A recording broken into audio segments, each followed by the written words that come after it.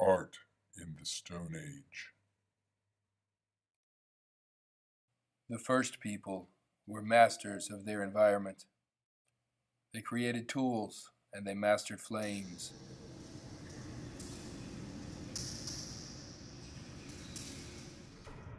But something new was going on behind their eyes. New thoughts and new ideas were beginning to stir. Perhaps there were other ways to interact with the world around them, ways beyond mere survival. Endless nights of staring at the cave walls, watching the flames and the shadows dance. Perhaps there was a way for man to participate in this magic.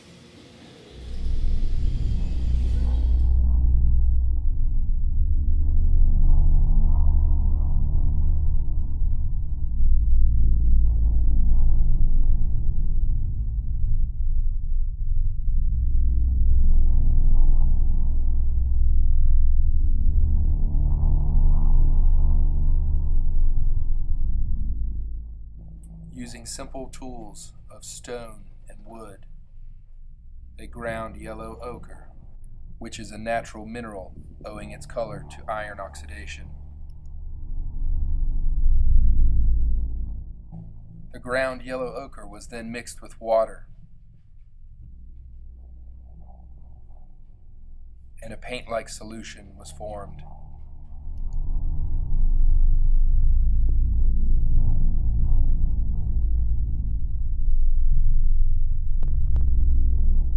Red ochre was also used.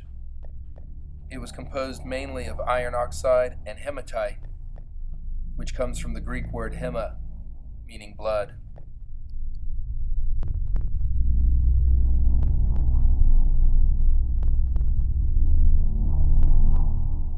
These early people painted images of animals on the walls of their caves.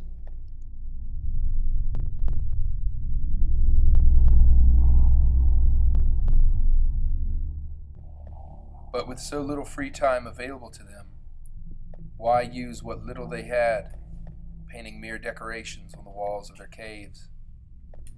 Could these paintings mean something more? Tools meant survival, but what did art mean?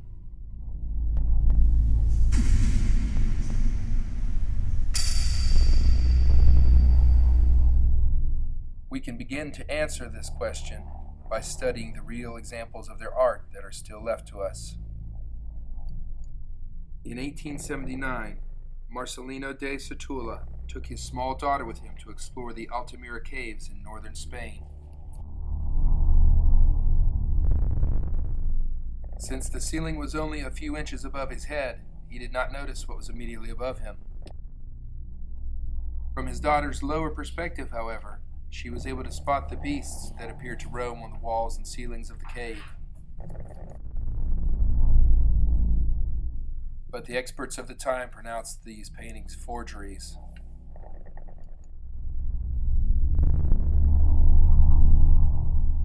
It was only after the French discovered similar paintings, partially obscured by millennia-old stalactites, that the Altamira drawings were pronounced authentic.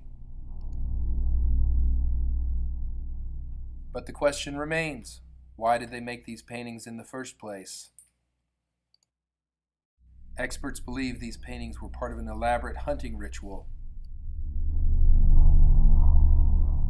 Because many of the paintings have been discovered with chips and scratches in their surface, we believe early man was stabbing at these paintings with their spears in an attempt to gain good luck or magical powers.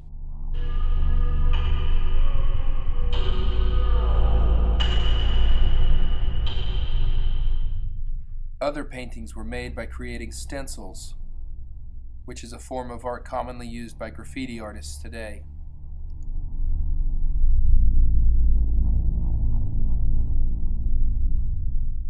At one time, visitors were allowed in the caves. However, moisture and carbon dioxide accumulated underground, and fungus crept up the cave walls, concealing the images. Since 1963, the caves have been sealed to the public. By the end of the Ice Age, with the climate warming, Food was becoming more abundant. Early humans emerged from their caves to become herdsmen and farmers. And now that they had a more secure food supply, they had the time and energy needed to begin creating the first stone monuments. Around 5000 BC, massive architectural structures of stone began to appear. Stonehenge, a prehistoric structure found in Wiltshire, England, is one such structure. Constructed between 3 and 2000 BC, these massive stones, weighing several tons each, were dragged from as far away as 100 miles, with no roads and no vehicles. It is believed that Stonehenge was used as a burial site, a place of ritual, and as an accurate calendar. It may have been used to track the seasons, which would have aided in farming. The most detailed information we have on the construction of these giant stone monuments comes from Easter Island in the Pacific Ocean. The prehistoric people on this island created 30-foot-tall statues in the shapes of humans.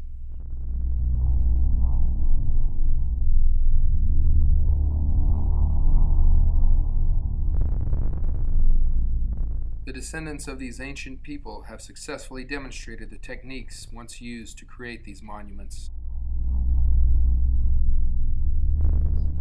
First, they quarried a gigantic block from the crater of an extinct volcano. Then they lowered the block to the base of the volcano.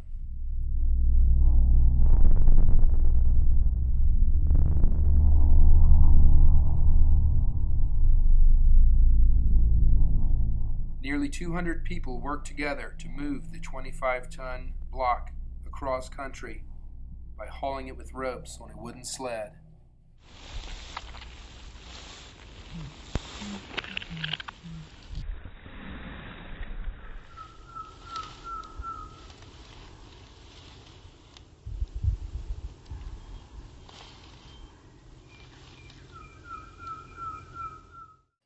With the massive stone now at its final location, they would finish carving and polishing it. To get the statue upright, small boulders were placed beside it.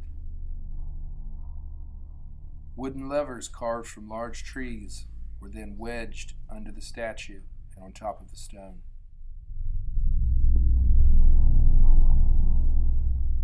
With enough people pulling down on the levers, the large stone began to rise into the air.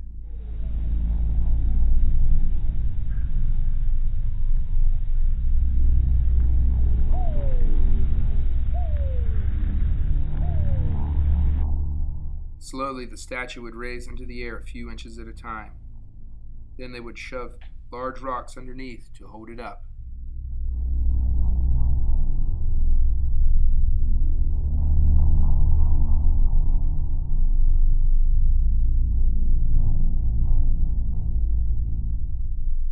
The levers were pushed in closer, and the statue raised a few inches at a time. After 2 weeks of repeating this process, the statue eventually slid into the hole dug for it.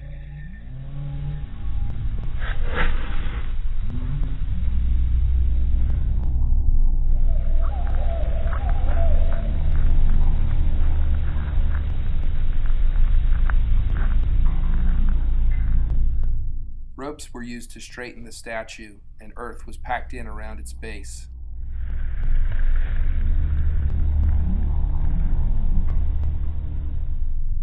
From start to finish, the entire process took about 1 year per statue. There are more than 600 of these figures on this small Pacific island.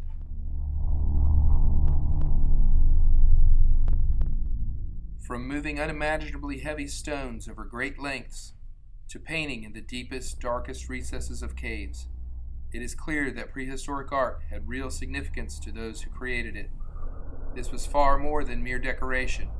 For these people, it was true magic.